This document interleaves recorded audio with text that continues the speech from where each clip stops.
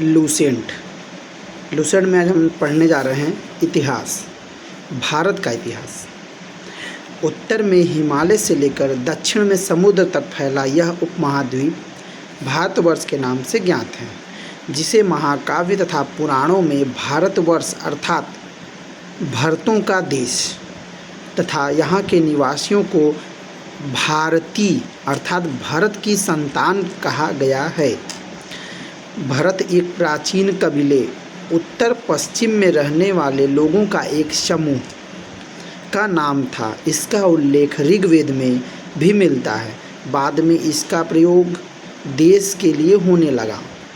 प्राचीन भारतीय अपने देश को जम्मू द्वीप अर्थात जामुन वृक्षों का द्वीप कहते थे। प्राचीन ईरानी इसे सिंधु नदी के नाम से जोड़ते थे, जिसे वे सिंधु न कहकर हिंदू कहते थे। यही नाम फिर पूरे पश्चिम में फैल गया और पूरे देश को इसी एक नदी के नाम से जाना जाने लगा। यूनानी इसे इंदे और अरब इसे हिंद कहते थे।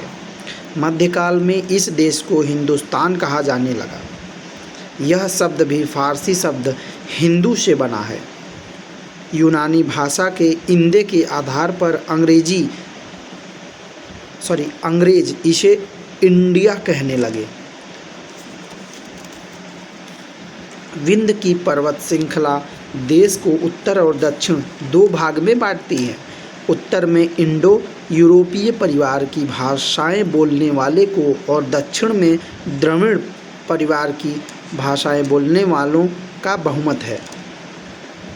भारत की जनसंख्या का निर्माण जिन मुख्य नस्लों के लोगों के मिश्रण से हुआ है वे इस प्रकार हैं: प्रोटो ऑस्ट्रेलॉयड, पैलियो मेडिटेरेनियम, काकेसायड, निग्रोयड और मंगोलायड। भारतीय इतिहास को अध्ययन की सुविधा के लिए 3 भागों में बांटा गया है: प्राचीन भारत, मध्यकालीन भारत एवं आधुनिक भारत। सबसे पहले इतिहास को 3 भागों में बांटने का श्रेय जर्मन इतिहासकार क्रिस्टोफ सेलियस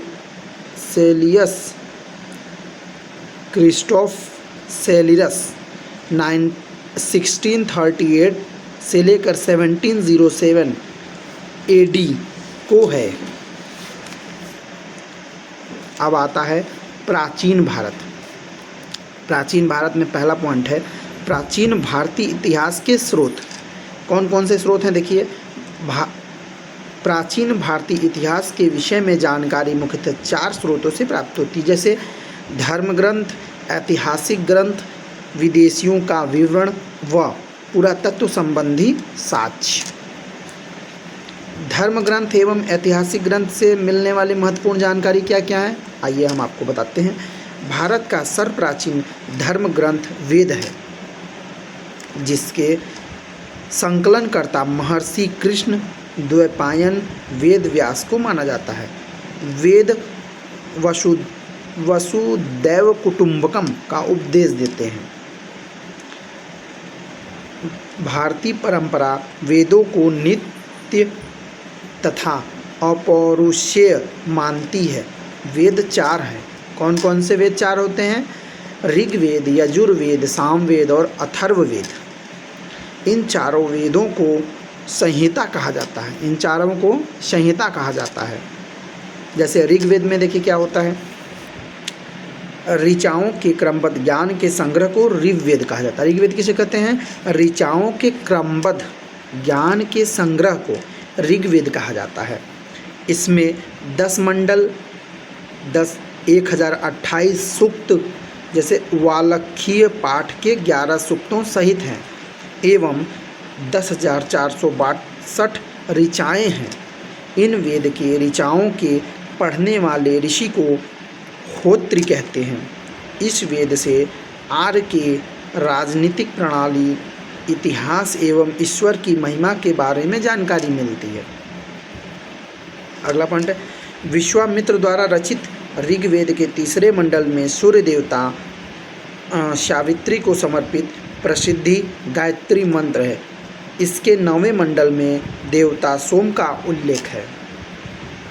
इसके 8वें मंडल की हस्तलिखित ऋचाओं को खिल कहा जाता है। इसके 8वां मंडल मतलब जो ऋग्वेद का 8वां मंडल है, इसकी हस्तलिखित ऋचाओं को खिल कहा जाता है। अगला पॉइंट है ऋग्वेद का सबसे बड़ा 10वां मंडल कौन सा है? 10वां मंडल है, इसमें नदी स्तुति सूक्त, नदियों की प्रशंसा, जैसे पुरुष सूक्त माने वैदिक समाज शास्त्र, नासदीय सूक्त क्या है? ब्रह्मांड के सृजन से संबंधित विभिन्न अनुमान। सूर्य सूक्त क्या है? विवाह श्लोक आदि सम्मिलित हैं इसमें। अगला पॉइंट ऋग्वेद का अगला पॉइंट है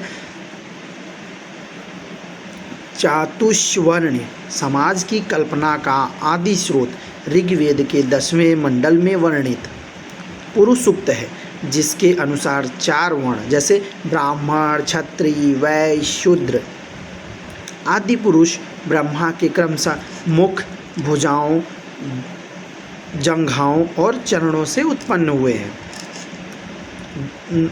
धर्मसूत्र 4 प्रमुख जातियों की स्थितियों, व्यवसायों, दायित्वों, कर्तव्यों तथा विशेषाधिकारों में स्पष्ट विभेद करता है। ऋग्वेद का अगला पॉइंट है ऋग्वेद के कई परिच्छेदों में प्रयुक्त अधन्य, जिसका वध नहीं किया जाता, शब्द का संबंध गाय से है। गाय का कभी भी वध नहीं किया जाता। ऋग्वेद में ब्रह्मा का उल्लेख तो है किंतु आत्मा का नहीं। ऋग्वेद में सिर्फ ब्रह्मा जी का उल्लेख किया गया है और आत्मा का कोई उल्लेख नहीं है। अब अगला पॉइंट आता है ईसा पूर्व एवं ईस्वी। वर्तमान में प्रचलित ग्रेगोरियन कैलेंडर, ईसाई कैलेंडर या जूलियन कैलेंडर कह सकते हैं, ईसाई धर्मगुरु ईसा मसीह के जन्म वर्ष कल्पित पर आधारित है। ईसा मसीह के जन्म के पहले के समय को ईसा पूर्व मतलब BC, before the birth of Jesus Christ कहा जाता है।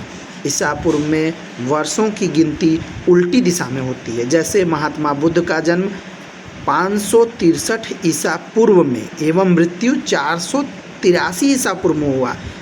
महात्मा बुद्ध का जन्म कब हुआ? 563 ईसा पूर्व में और मृत्यु कब हुई? 483 ईसा पूर्व में। इसको पीछे क्यों लिया जाता है? इसी को बोला जाता है BC, before the birth of Jesus Christ, यानी ईसा मसीह के जन्म के 563 वर्ष पूर्व महात्मा बुद्ध का जन्म एवं 483 वर्ष पूर्व मृत्यु हो गई। इसी को हम BC कहते हैं। ईसा मसीह की जन्मतिथि से आरंभ हुआ सन ईसवी सन कहलाता है। इसके लिए संक्षेप में ई लिखा जाता है। संक्षेप में इसको क्या लिखते हैं हम लोग? ई लिखते हैं। ई को लैटिन भाषा के शब्द AD में भी लिखा जाता है। AD यानी अन्नो डोमिनी, जिसका शाब्दिक अर्थ है in the year of Lord Jesus Christ. AD हम लोग कई जगह AD लिखा हुआ पाते हैं। AD को क्या कहते हैं? अन्नो डोमिनी, जिसका शाब्दिक अर्थ क्या कहते हैं? इसको शाब्दिक अर्थ में क्या कह सकते हैं? In the year of Lord Jesus Christ में लिया जाता है। विंसेंट आर्थर स्मिथ ने प्राचीन भारत का पहला सुव्यवस्थित इतिहास अर्ली हिस्ट्री ऑफ इंडिया 1904 में तैयार किया, मतलब 1904 में तैयार किया। इस पुस्तक के 1/3 भाग में केवल सिकंदर का आक्रमण वर्णित है। इसमें भारत को स्वेच्छाचारी शासन वाला देश कहा गया है, जिसे ब्रिटिश शासन की स्थापना से पहले कभी राजनीतिक एकता का अनुभव नहीं हुआ था। उन्होंने लिखा है, वस्तुतः भारतीय इतिहासकारों का सरोकार शासन के एकमात्र स्वरूप तानाशाही से ही है।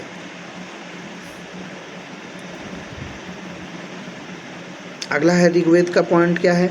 वामनावतार के 3 पगों के आख्यान का प्राचीनतम स्रोत ऋग्वेद है। वामनावतार के 3 पंगों के आख्यान का प्राचीनतम स्रोत ऋग्वेद से है। वामन अवतार क्या है? वामन अवतार भगवान वामन श्री हरि के पहले ऐसे अवतार थे जो मानव रूप में प्रकट हुए थे। उनके पिता कश्यप ऋषि एवं माता अदिति थीं। वे बौने ब्राह्मण के रूप में जन्मे थे। भागवत पुराण के अनुसार वामन अवतार का उद्देश्य भगवान विष्णु द्वारा इंद्र को पुनः स्वर्ग लोक पर अधिकार दिलाना था। वामन भगवान को दक्षिण भारत में उपेंद्र के नाम से जाना जाता था। वामन भगवान को दक्षिण भारत में उपेंद्र के नाम से जाना जाता था। ऋग्वेद में इंद्र के लिए 250 तथा अग्नि के लिए 200 ऋचाओं की रचना की गई है। ऋग्वेद में इंद्र के लिए कितनी है? 250 तथा अग्नि के लिए 200 ऋचाएँ की रचना की गई है। प्राचीन इतिहास के साधन के रूप में वैदिक साहित्य में ऋग्वेद के बाद शतपथ ब्राह्मण का स्थान है। बहुत बहुत धन्यवाद। आज आपको मैंने भारत का इतिहास प्राचीन भारत में ऋग्वेद तक बताया है। अब मेरे अगले वीडियो में आपको यजुर्वेद के बारे में बताऊंगा। धन्यवाद।